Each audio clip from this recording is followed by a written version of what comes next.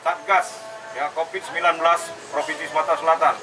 Pada Bapak Ibu sekalian, baik penjaga toko, pemilik maupun pengunjung dan himbauan dan peringatan itu disampaikan tim Satgas COVID-19 Sumsel yang melakukan razia prokes di sejumlah pusat perbelanjaan di Palembang.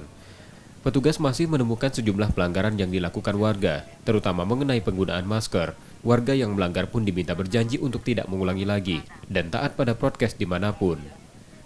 Pemeriksaan petugas dilakukan juga di sejumlah kafe. Di tempat ini pun sama, banyak warga yang tak menggunakan masker.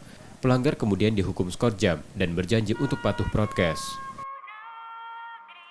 mengadakan penertiban atau edukasi dan sosialisasi serta penegakan untuk prokes. Ya, di mana kita saat ini Palembang termasuk zona merah. Ya, jadi kita prioritaskan berkeliling tempat-tempat kerumunan, antara lain tadi kafe, ya kemudian mal.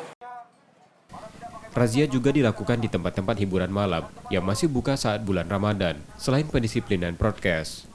Palembang kembali berstatus daerah berisiko tinggi penularan COVID-19, sementara Sumatera Selatan masuk pada daerah yang memiliki tingkat kematian tinggi karena corona melebihi nasional.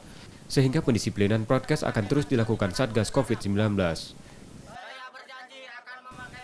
Tim Liputan, Kompas TV, Palembang, Sumatera Selatan.